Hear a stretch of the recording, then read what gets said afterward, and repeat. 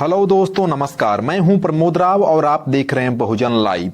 दोस्तों, बहन जी की दहशत इतनी है कि भारतीय जनता पार्टी के नेताओं का मानसिक संतुलन खराब हो गया है। मैं यूं ही नहीं कह रहा हूं कि मानसिक संतुलन खराब हुआ है। दोस्तों, इस वीडियो में मैं भारतीय जनता पार्टी के नेताओं का कच्चा चिट्ठा खोल दूंगा कि उनका मानसिक संतुलन क्यों खराब हुआ है।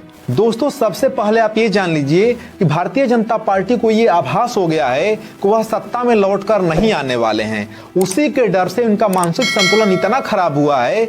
यह इस देश में हिंदू मुस्लिम दंगा कराना चाहते हैं, क्योंकि भारतीय जनता पार्टी जब नफरत की बाजार सजाती है तभी उसका व्यापार चलता है। जब तक इंसान होशो हवास में रहेगा, भारतीय जनता पार्टी को पसंद नहीं करेगा, क्योंकि भारतीय जनता पार्टी जिन वादों को करके सरकार में आई थी, उन वादों में से उसने कोई भी वादा नहीं निभाया। चाहे वह 15-15 लाख रुपया देना हो, चाहे वह 2 करोड़ रोजगार देना हो, या नोटबंदी के जो फायदे गिना रही थी सरकार, या काला धन लाना हो, या महंगाई कम करने की बात हो, पेट्रोल को सस्ता करने की बात हो, कुछ भी नहीं हुआ। सिर्फ जनता से झूठे वादे करके भारतीय जनता पार्टी सत्ता में आई। सिर्फ नफरत का बाजार लगा करके वह अपना व्यापार करती है।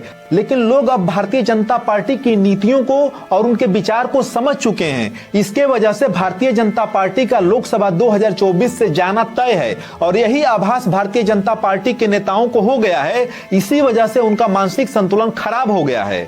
जिन अच्छे दिनों की बात करके भारतीय जनता पार्टी सरकार में आई थी, अब लोगों की मांग ये है कि सरकार हमें पुराने दिन ही वापस करा दे, हमें पुराने दिन ही अच्छे हैं। दोस्तों, अब बात कर लेते हैं कि भारतीय जनता पार्टी के नेताओं का मानसिक संतुलन खराब हुआ है तो उनकी हरकतें कैसी हो गई हैं। दोस्तों, हरकतें तो ऐसी हो गई हैं कि उनको इंसान कहने में भी 10 बार सोचना पड़ रहा है।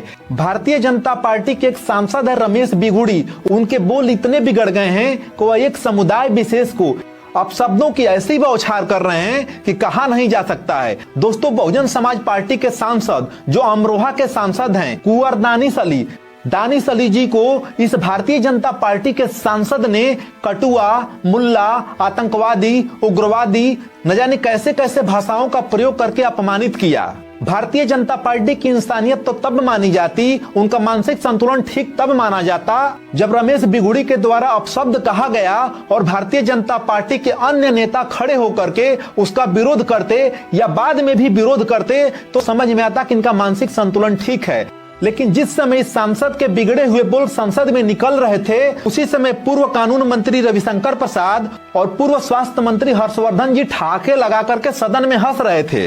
अगर इन नेताओं का मानसिक संतुलन ठीक होता तो ये लोग जरूर विरोध करते। और सबसे बड़ी हद तो ये हो गई कि लोकतंत्र के मंदिर में इतनी बड़ी घटना घट गई और मोदी जी का एक भी बयान इससे संबंधित नहीं आया। मोदी जी का बयान न आने का कारण क्या है? क्या यह बयान मोदी जी के इशारे पर ही दिलवाया गया है? क्योंकि मोदी जी कपड़ों को देख करके आतंकवादी पहचान लेते हैं। दोस्तों, लोकतंत्र के मंदिर में यानी कि संसद भवन में जो ये घटना घटी है, यह बहुत ही निंदनीय है। इस तरह की घटनाओं से सिर्फ नफरत के बाजार सजाए जाते हैं, इसके सिवाय कुछ नहीं होता है। दोस्तों, आज की यह वीडियो देखने के बाद आपको क्या लगता है कि भारतीय जनता पार्टी के नेताओं का मानसिक संतुलन ठीक है? कमेंट बॉक्स में कमेंट करके जरूर बताइएगा। वीडियो देखने के लिए आप सभी का बहुत बहुत धन्यवाद, बहुत बहुत आभार।